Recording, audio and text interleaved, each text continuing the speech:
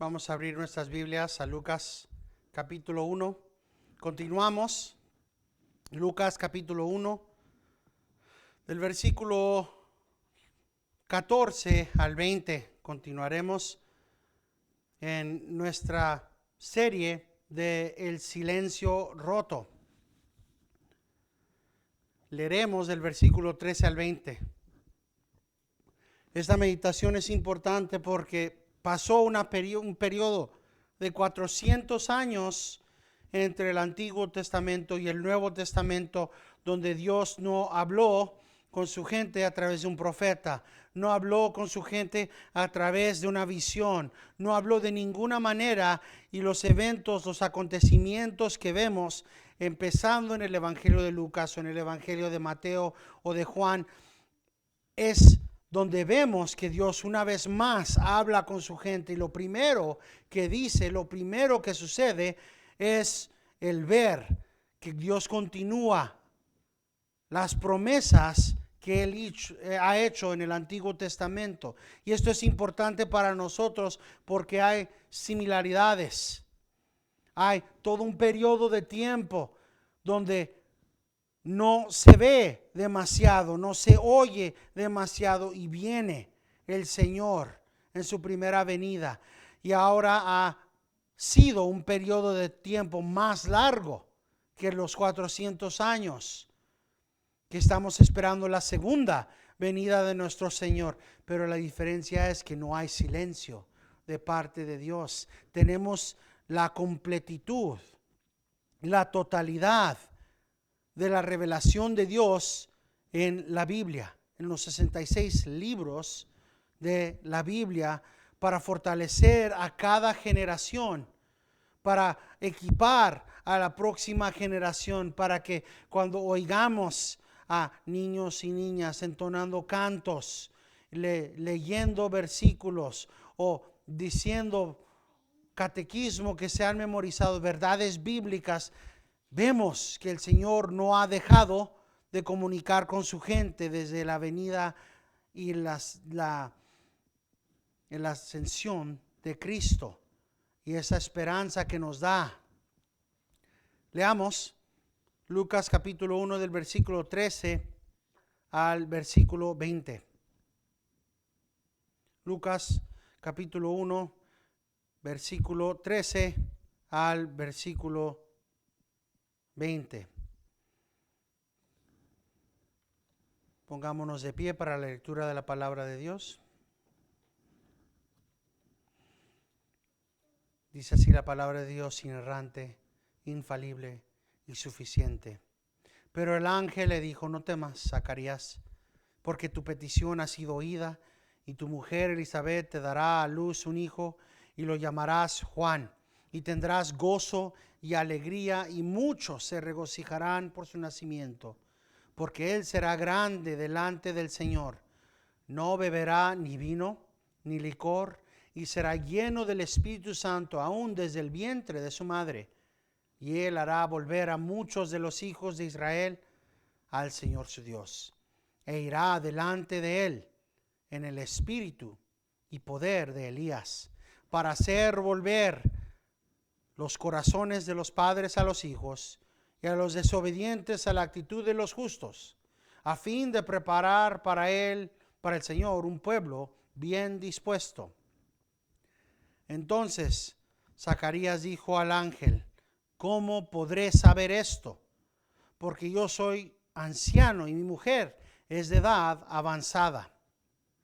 Respondió el ángel y le dijo: yo soy Gabriel, que estoy en la presencia de Dios, y he sido enviado para hablarte y anunciarte estas buenas nuevas. Y aquí tú quedarás mudo y no podrás hablar hasta el día en que todo esto acontezca, por cuanto no creíste mis palabras, las cuales se cumplirán a su debido tiempo. Amén. Oremos. Padre celestial, gracias por tu palabra. Gracias por permitirnos un domingo más para meditar en las profundidades que están presentadas aquí. Señor, ayúdanos a través de tu Espíritu Santo a poder tener ojos que ven lo que está escrito en tu palabra claramente, oídos que puedan oír tu palabra verdaderamente. Y Señor, que tu Espíritu Santo capacite a nuestras mentes y nuestros corazones para grabar y acordarnos de tu palabra, Señor, para que no pequemos contra ti, para que obedezcamos y no nada más seamos oidores de tu palabra, y para que podamos meditar en estas verdades, Señor, cada día de esta semana. Esto te lo pedimos en el nombre de Jesucristo, nuestro Salvador. Amén. Pueden tomar su asiento. Es muy importante que veamos, como hablamos la semana pasada, el carácter y la justicia de Zacarías y de Elizabeth. Y lo que vamos viendo es que lo que Lucas presenta es la justicia, el carácter intachable de Zacarías y de Elizabeth, y también aún vemos la justicia, la rectitud de María. Veremos después lo que es llamado el Magnificat, la adoración que presenta María, y qué tan llena está esa sección de las Escrituras. Todo esto nos demuestra que esta gente no era personas que eran ignorantes en la palabra de Dios. No eran personas que no les importaban los acontecimientos. De hecho, lo que vemos en los primeros 2 capítulos de Lucas es gente tras otra gente, persona tras persona, que estaba todavía esperando ansiosamente que se cumplieran las promesas de Dios. Una tras otra persona que estaba buscando a Dios. Y esto todo es importante porque los hechos presentados son centrales a la fe. Hablaba en el mensaje de esta mañana en inglés, que estamos a unos versículos por delante. Hablaba de unas realidades muy tristes, que el 44% de aquellos que dicen ser cristianos no creen que Jesucristo es Dios. Creen que sí era un buen maestro, pero no es Dios. Y más que eso, que el 55% de personas que profesan ser cristianos no creen que el Espíritu Santo es una persona, sino nada más una fuerza cósmica. Piensen por un momento en qué significa eso. Un poquito menos y un poquito más de la mitad de la gente que dice ser cristiana no entiende para nada a la Trinidad. No creen que Jesucristo es Dios, y no creen que el Espíritu Santo es una persona, nada más una fuerza cósmica, un poder cósmico. Pero si creemos lo que está escrito aquí, como está escrito, o como dice en el versículo 4 Lucas, que esto está escrito para que sepas la verdad precisa acerca de las cosas que te han sido enseñadas. Has sido enseñado o enseñada que Jesucristo es Dios. Y aquí vas a encontrar esa realidad en el nacimiento virginal de Cristo. Has sido enseñado que el Espíritu Santo es una persona, y esa realidad es presentada una y otra vez en los evangelios. Pero tienen que entender desde el comienzo que la mayoría de la gente, a lo menos la mitad de la gente que van a encontrar que dicen ser cristianos, no creen lo que ustedes creen. No creen que Jesucristo es Dios. No creen que el Espíritu Santo es la tercera persona de la Trinidad. Y eso llega a una de estas realidades. Si no tenemos en mente que estas personas son justas, como está directamente describido aquí, entonces no vamos a creer que hubo un mensajero lleno del Espíritu Santo que se llamaba Juan el Bautista. No van a creer entonces que Jesucristo verdaderamente nació de una virgen. Van a decir, y esto es lo terrible, que no, es que María le fue infiel a José. Pero eso va en contra de lo que está escrito aquí. Eso va en contra de las realidades presentadas. Eso que acabo de decir, que los primeros 2 capítulos de Lucas están llenos de gente justa, gente que busca a Dios. No es consistente entonces el pensar que esta jovencita le quería ser infiel a su prometido. Igual cuando vemos aquí que el ángel le declara a Zacarías: no temas, Zacarías, porque tu petición ha sido oída. Sabemos que esa petición, como hablamos la semana pasada, era: Señor, redime a tu gente. El carácter, la postura de aquellos que son fieles, porque siempre va a haber mundanos y siempre va a haber aquellos que no son verdaderamente cristianos o que simplemente son bebés o ignorantes en Cristo, que van a decir: no, es que obviamente, es que ¿qué sentirías tú si por años y décadas no tuvieras hijo o hija y quisieras? Esa no es la pregunta correcta. La pregunta correcta es: ¿qué hace un hombre justo cuando le es dicho esto es lo que tienes que hacer? Y la respuesta, como llegamos la semana pasada, es obediencia a Dios. Es obediencia. Vemos en Zacarías obediencia y determinación a esa obediencia, y veremos en María sumisión a la misma palabra, al mismo Dios. El ángel Gabriel le dice a Zacarías en los versículos 14 y 15: tendrás gozo y alegría. El Señor va a obrar esta realidad, empieza a demostrar que no ha olvidado sus promesas con el hijo que vas a tener.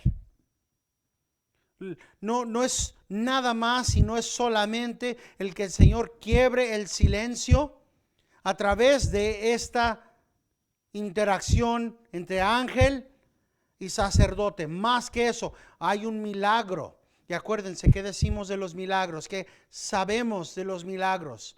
Los milagros suceden de parte de Dios para autentificar, certificar que los eventos que están sucediendo son de Él. Es la razón por la que pasaron los milagros que Dios hizo a través de sus profetas en el Antiguo Testamento. Era para testificar que Dios mandó a tal persona. Que le dijo el Señor a Moisés: toma tu bastón, échalo al suelo. Se convierte en una serpiente. ¿Y qué es lo que siguió? Esto será señal para la gente que yo te he mandado. En manera similar, el Señor dice: yo te voy a dar un hijo, lo nombrarás Juan, y esto va a ser parte de lo que va a testificar que yo estoy por cumplir las promesas. Tendrás gozo y alegría, y muchos se regocijarán por su nacimiento.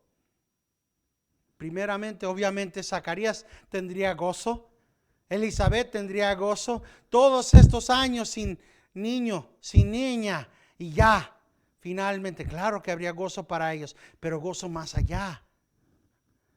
Hay un gozo para un hombre y una mujer justa, recta ante Dios, en poder tener hijos para crear y darles instrucción en la palabra de Dios. Es por eso que hemos hablado por años de la importancia de papás y mamás, abuelas y abuelos cristianos, para que haya ejemplos para los pequeños, para ver todas las etapas de la vida cristiana. Claro que Zacarías hubiera querido eso, pero el nacimiento de Juan no nada más era para gozo de Elizabeth y Zacarías. No, era para certificar, para demostrar que el Señor acaba de romper el silencio. Es por eso que continúa diciendo que sería grande ante el Señor. Lo llamarás Juan, y él será grande delante del Señor. Es versículo 15. Porque él será grande delante del Señor. Eso es importante porque vamos a hacer un poco de comparación entre lo que es dicho de Juan y lo que es dicho de Cristo. Y se los voy a dar por adelantado porque no estamos aquí tratando de hacer algo, un gran misterio. Juan es grande delante del Señor, y eso en sí es una cosa grande, y hablaremos un poco de eso, pero de Cristo se dice que Él será grande, punto. No es que será grande delante, Él es grande naturalmente por virtud de quien es, pero Juan será grande delante del Señor. Y la pregunta obviamente viene, ¿qué es? ¿Qué es el ser grande delante del Señor? ¿Qué significa? ¿Qué implicaciones hay? El pastor J.C. Ryle lo respondió de esta manera: la medida de la grandeza que es común entre los hombres es absolutamente falsa y engañosa. Príncipes y potentates, líderes de ejércitos, filósofos, artistas y autores, estos son los hombres que el mundo llama grande. Tal grandeza no está reconocida entre los ángeles de Dios. Los que son grandes ante Dios son los que obran grandemente ante Dios. Son los que son reconocidos como grandes. Los que hacen grandes obras ante el Señor. Y los que hacen pocas obras ante el Señor son reconocidos como pocos. Es la medida por la cual valoran a cada hombre en la posición en la que están ante Dios en la eternidad. Ahora, nosotros ya sabemos eso. El Señor nos dice, habrán aquellos que serán llamados grandes ante Dios en el día final, y aquellos que serán llamados pequeños o pocos ante Dios en el día final. Es una realidad. Que del hombre que a los 90 años llega a Cristo y al próximo día muere. Si el Señor lo llama pequeño o poco, porque no tuvo los años para demostrar, obrar, laborar, a comparación de el joven que a los 15 años, 10 años vino a Cristo y se la pasó toda la vida y todas las tribulaciones y todos los problemas para la gloria de Dios, será llamado grande. No siempre son los ricos, no siempre son los superintelectuales, los aristócratas, los que tienen el dinero para darle a muchos y hacer casas o para ganar, hacer pozos o dar ganado, que serán llamados grandes ante el Señor. Son aquellos que fielmente obedecen cada día, día tras día, tras día, tras día. Los que sienten verdaderamente que son menos que una pulguita cuando pecan contra Dios. Que tienen un sincero llanto, lamentar, viendo sus propias transgresiones y las transgresiones y la prevalencia y el crecimiento del pecado en este mundo. Aquellos que son madres o padres, tías, tíos, abuelos, abuelas, que pasaron el tiempo demostrando fidelidad en Cristo. No hay mucho que yo sé de mi abuelo del lado de mi papá. No hay mucho que sé de él. Hay poco, y lo poco que sí sé de él es de su vida cristiana. Que antes de que el Señor le quebrara la capacidad de poder caminar y moverse, él se arrodillaba cada mañana y cada noche y le decía: Señor, si esas rodillas no se pueden doblar ante ti, llévame. Llámame ante tu presencia. Y llegó el punto, a los 102, 107 años, que no podía. Él nada más estaba en cama y lamentaba el no poder hincarse. Nada más la postura ante el Señor. Me decía: Señor, perdóname porque no puedo hincarme ante ti. No es mucho, pero es algo que hace todo el mundo de diferencia. Cuando los hijos o los nietos y nietas van acordándose, sabes que cada vez que iba a la casa de mis abuelos siempre estaba la Biblia abierta y estaba un montonal de notas ahí. Había un lugar especial, un cuaderno especial que mostraba la devoción. Eso es la grandeza. No son los que llenan iglesias con miles. No son los que van y son matados. Eso es determinación del Señor. Hay unos que sí. En el martirio encontrarán la grandeza, como Policarpo. Pero lo que sí vemos aquí es que los que son grandes ante el Señor son aquellos que van a obrar grandemente. Acuérdense las palabras de Cristo. El que es fiel en lo poco, también será fiel en lo mucho. El que es deshonesto o infiel en lo poco, también será deshonesto en lo mucho. Tenemos que ponernos a pensar antes de codiciar lo que alguien más tenga, o el ministerio de alguien más, o la familia de alguien más, que lamentablemente es demasiado presente. ¿Por qué no puedo ser como Moisés, o como Samuel, o como David, o como quien sea? No. ¿Quiénes somos? ¿Dónde vivimos? ¿En cuál época nacimos? ¿Qué es lo que el Señor nos ha dado aquí y ahora? Y estamos siendo buenos mayordomos de lo que sea que el Señor nos dé, sea mucho o poco. Porque si no somos fieles en lo poco, el poco tiempo, la poca vida, los pocos recursos que el Señor nos da, ¿cómo podemos decir, Señor, dame más? Dame más tiempo, dame más vida, dame más salud, si en lo poco no estamos siendo buenos mayordomos para la gloria de Dios. No todos podemos ser Moisés, no todos podemos ser Juan el Bautista, pero cada uno de nosotros puede ir en pos de ser fiel a Dios en las cosas pequeñas. Es demasiado común que los jóvenes quieran ser el próximo John MacArthur o Paul Washer o R.C. Sproul o quien sea, sin enfocarse en aquellas cosas pequeñas. No tengo tiempo para enfocarme en este cuerpo que está por morir, o ¿qué importan las cosas pequeñas? Tengo un llamado más grande.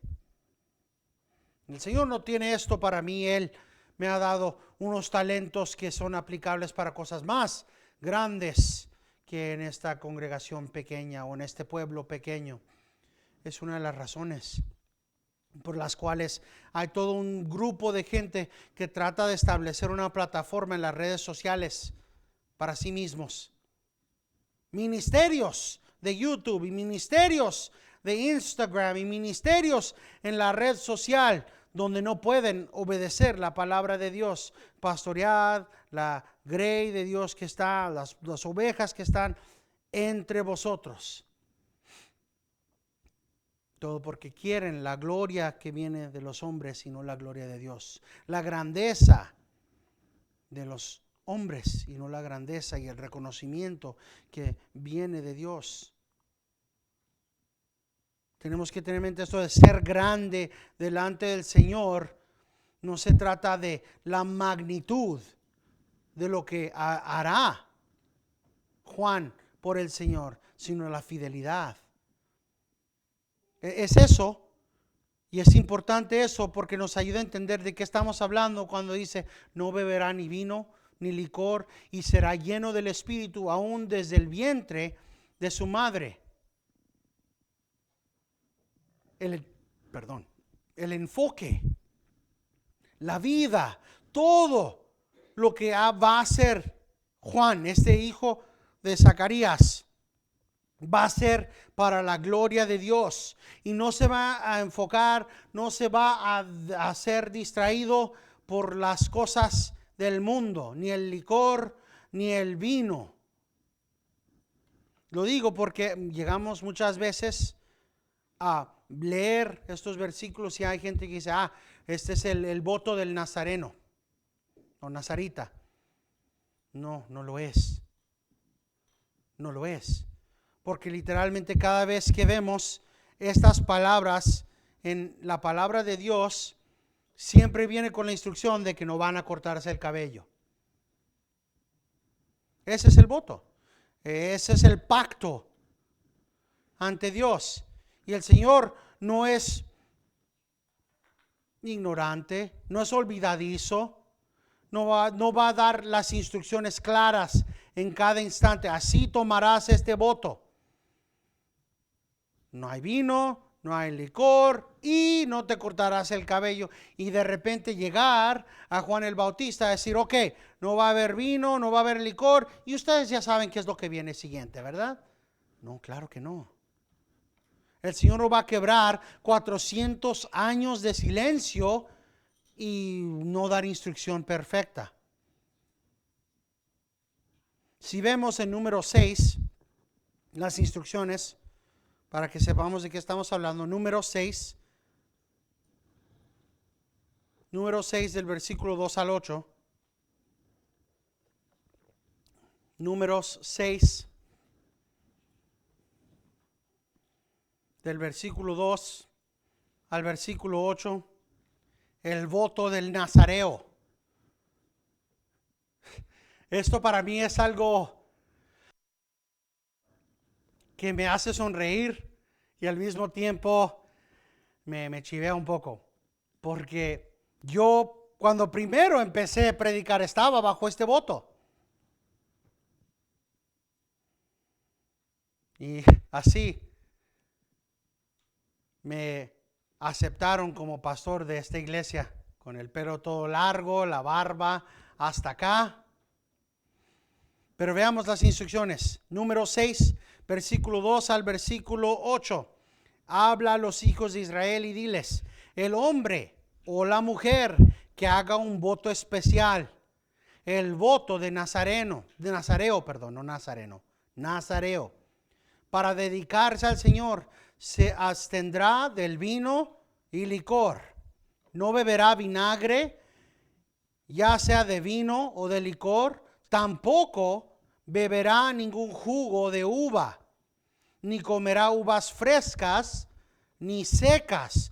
Todos los días de su nazareato no comerá nada de lo que se hace de la vid, desde las semillas hasta el ollejo.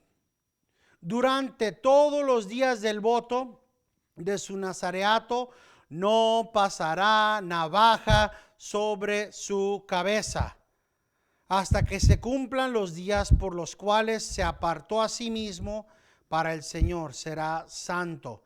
Dejará crecer las guedejas del cabello de su cabeza. 2 veces en un versículo está la instrucción clara y plena. ¿Eres nazareo? ¿Tomaste este voto?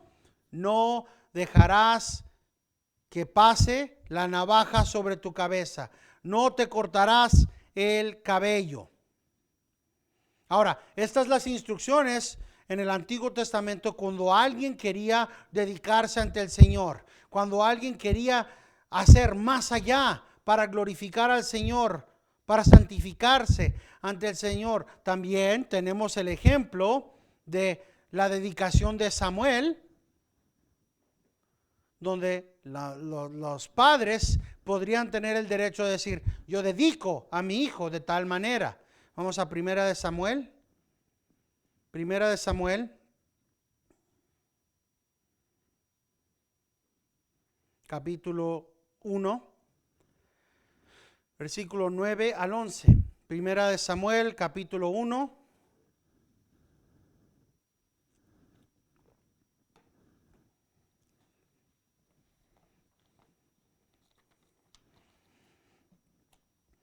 Versículo 9 al 11.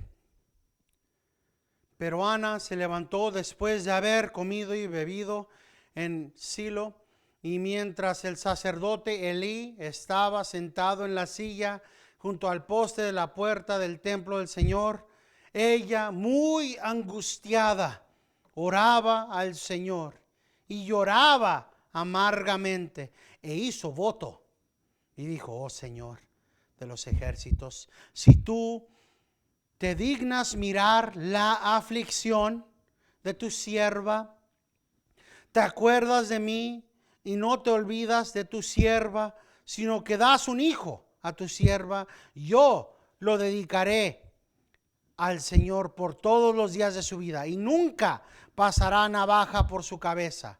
Dos cosas para notar. Una vez más vemos esa realidad, que en el voto nazareo no pasa navaja sobre la cabeza, pero quiero también, por favor, que vean la realidad de la que hablamos la semana pasada y antepasada. El no tener bebés no es una bendición de Dios, como lo dicen los cristianos modernos. Es una aflicción. Es una aflicción. El no poder tener bebés no es, y noto, ¿verdad? Que cómo puede ser bendición, pero está siendo dicha, es un don de Dios. Tú tienes el don de el ser sin pareja. Tienes el don del eunuco. Dios te ha hecho uno. No es un don, es una aflicción. ¿Saben cuántos jóvenes y cuántas jovencitas han terminado perdidos en pecado por esa bastardización de la palabra de Dios? Que le digan a un jovencito o una jovencita, es que Dios te ha hecho para nunca casarte. Esa es tu bendición de Dios. No, igual a parejas que han tratado de tener hijas, hijos, y el Señor no se los ha dado. Sea que tengan un aborto natural o simplemente no han podido. Qué locura es verlos a la cara y decirle, tienes la bendición de Dios. Es que Dios te está permitiendo que puedas servirle mejor. Ahora pueden ir a diferentes partes del mundo sin tener que preocuparse de un pequeño. No. Operamos conforme a las Sagradas Escrituras, y las Sagradas Escrituras dicen claramente que el no poder tener hijos es aflicción. Así que cuando Zacarías y Elizabeth son presentados como aquellos que son rectos, estamos hablando de un nivel de rectitud aún en pos, aún en medio de una aflicción de décadas. El llegar a ser ancianos y todavía no tener hijos era una gran aflicción continua. Y aún así, dice Lucas que eran intachables. En otras palabras, aún en medio de tal aflicción, seguían obedeciendo, seguían obedeciendo, seguían obedeciendo, seguían en pos de la rectitud. Así que si vemos esto y reconocemos, ok, no estamos hablando del voto nazareo. Entonces, ¿qué significa? Que no beberán ni vino ni licor. Ya hablamos un poco de eso. ¿Cómo es que será grande delante del Señor? No será grande delante del Señor porque es llamado un voto nazareo, sino porque no va a tener adicción o conexión con las cosas del mundo. No será dado a las cosas, a los placeres del mundo, sino que estará dado completamente al Señor. Vemos eso, esa realidad presentado en la carta de Pablo a la iglesia de Efesios, Efesios 5, Efesios capítulo 5, Efesios 5, del versículo 15 al 21. El abstener de vino, pero estar lleno del Espíritu. Esas son las mismas palabras que vemos aquí. No beberá ni vino ni licor y será lleno. Es un contraste, no esto, pero sí esto. No lleno de esto, pero sí lleno del otro. Efesios 5, 15 al 21 dicen, por tanto, tened cuidado cómo andáis, no como insensatos, sino como sabios, aprovechando bien el tiempo, porque los días son malos. Mira de lo que estábamos hablando en la escuela dominical. Aprovechando el tiempo bien, porque los días son malos. Así pues, no seáis necios, sino entended cuál es la voluntad del Señor. Y no os embriagáis con vino, en lo cual hay disolución, sino sed llenos del Espíritu, hablando entre vosotros con salmos, himnos y cantos espirituales, cantando y alabando con vuestro corazón al Señor, dando siempre gracias por todo en el nombre de nuestro Señor Jesucristo, a Dios el Padre, sometiéndonos unos a otros en el temor de Cristo. ¿Qué es lo que vemos? La instrucción para la gente de Dios. Esto es lo que tienes que hacer. Esto es el ir en pos de la justicia. Y noten, hay un carácter que está siendo demostrado. Hay un carácter que es demostrado como insensato y como necio. Y eso es el ser dado al vino. Ser dado a las cosas de este mundo. El vino muchas veces es demostrado como las cosas del mundo. No estés lleno de las cosas del mundo. No llenes tu estómago, no llenes tu mente con lo que embriaga del mundo, sino sé lleno del Espíritu Santo. ¿Y qué significa el ser lleno del Espíritu Santo? No es el andar hablando en trabalenguas, sino como dice aquí, ser lleno del Espíritu Santo, hablando entre vosotros con salmos, himnos y cantos espirituales, cantando y alabando con vuestro corazón al Señor. ¿Qué es de lo que hablamos? ¿Cuál es parte de nuestro discurso?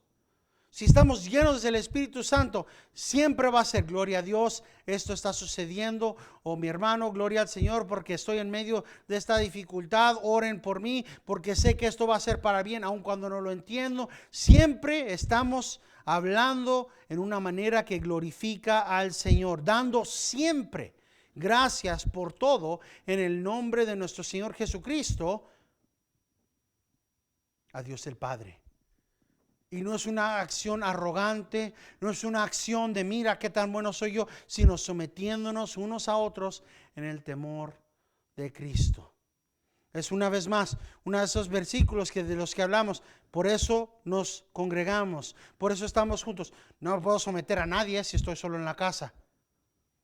Pero si estamos aquí juntos, me puedo someter a cada persona que está aquí en el Señor, en el amor de Dios. El hablar. Esta es la dificultad de la semana. Esta es la dificultad del día.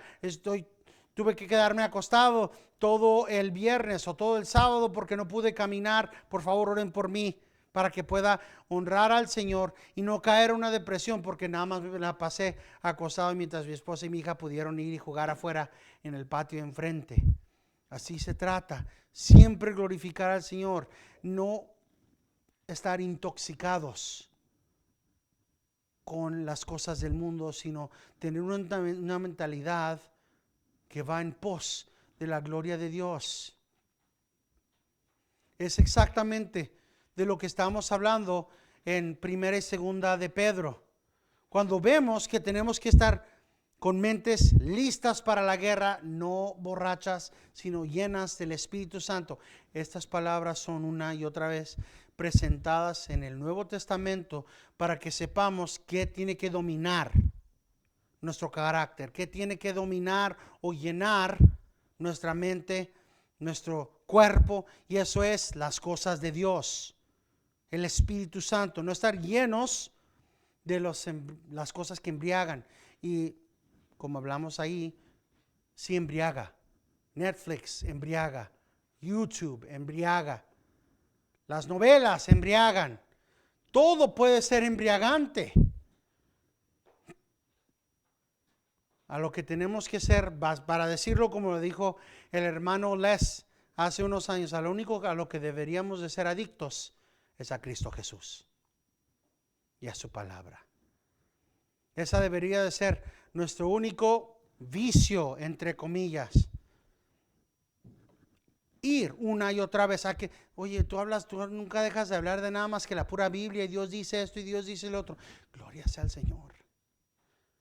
Y esto es lo que está dicho, es grande ante el Señor.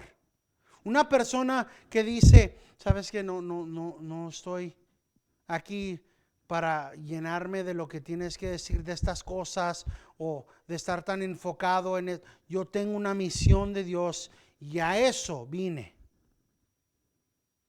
No podemos olvidarnos de cómo es que el Señor habló y dijo, de entre los hombres no ha habido uno más grande que Juan el Bautista. Y es porque él obedeció perfectamente en lo que él tuvo que hacer. No era sin pecado, pero él obedeció en cuanto él tuvo la capacidad de ir. Él dijo, ok, yo voy a ir y empezar a prepararme aquí en el desierto para venir a la misión. No estaba ni enfocado en cuál era la ropa del estilo favorito del tiempo. Vino con ropa de camello. ¿Qué es lo que comía? Miel y langostas. El único que comía. No estaba dado a las cosas y los manjares del mundo. Y vino a predicar, arrepiéntanse. Y no tuvo temor de decirles aún a los mismos líderes: si no se arrepienten, el hacha está por venir.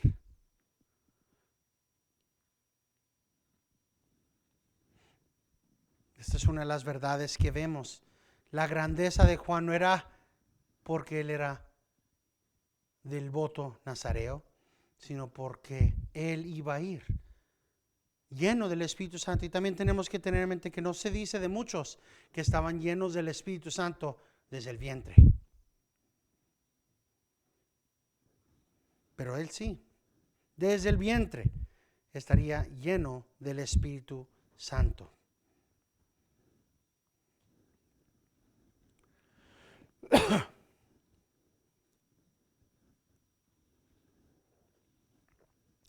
Tenemos poco tiempo,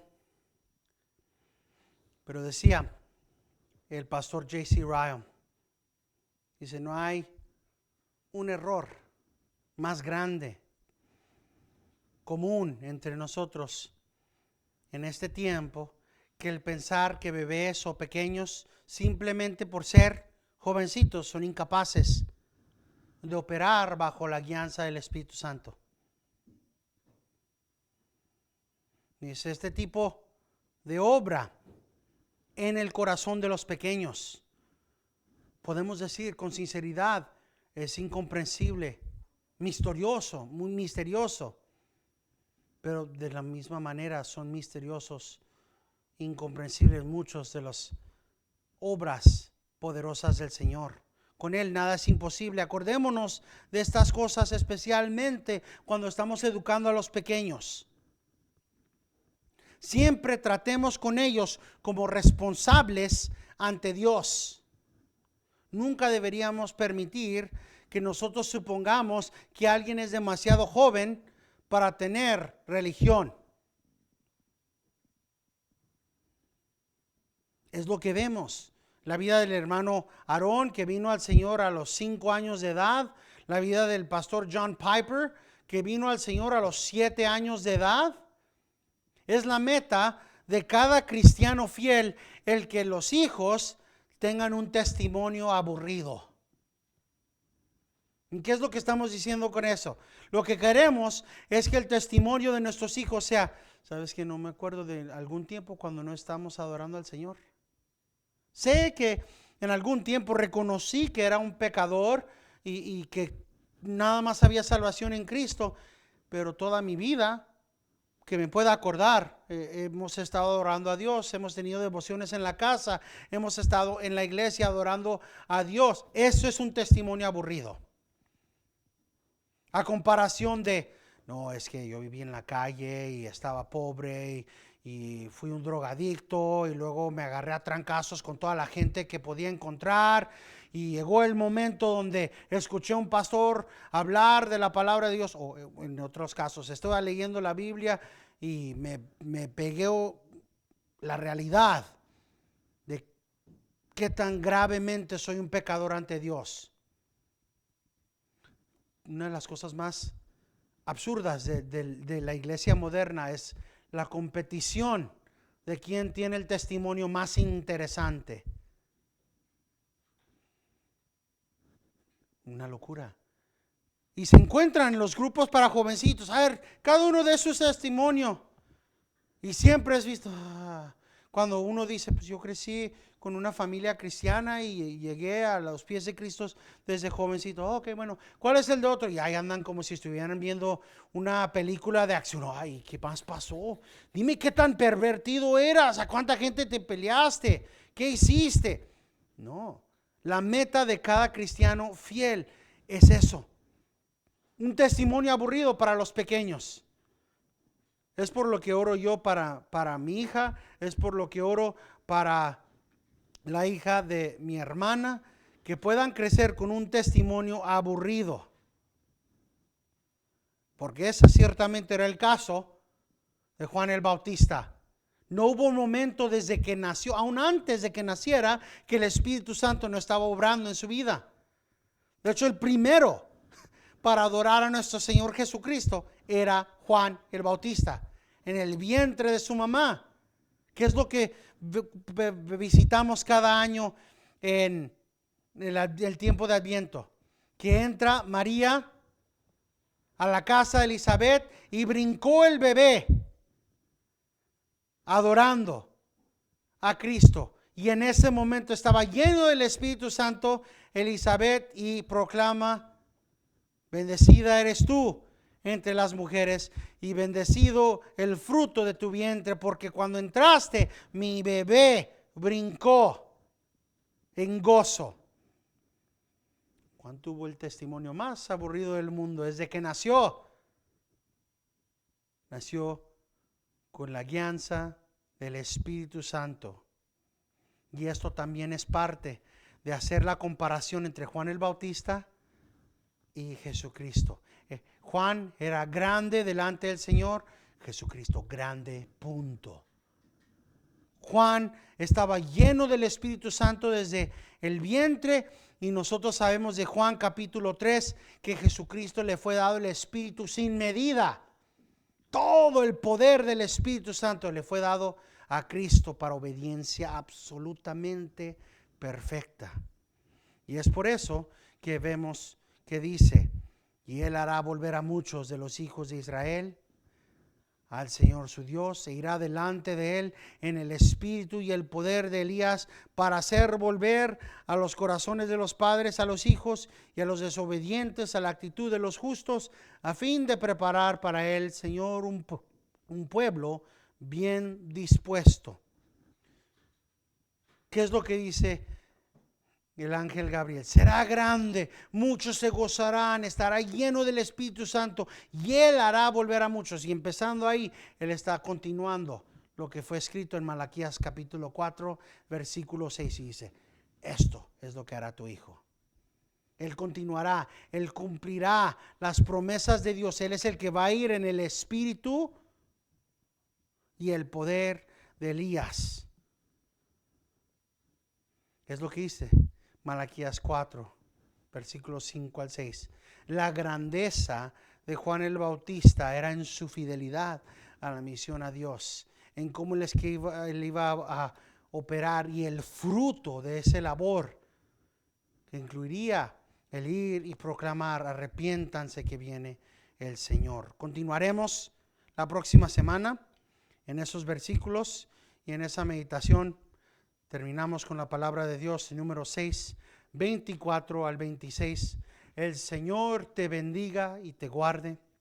El Señor haga resplandecer su rostro sobre ti y tenga de ti misericordia. El Señor alce sobre ti su rostro y te dé paz. Toda la gente de Dios dice: amén.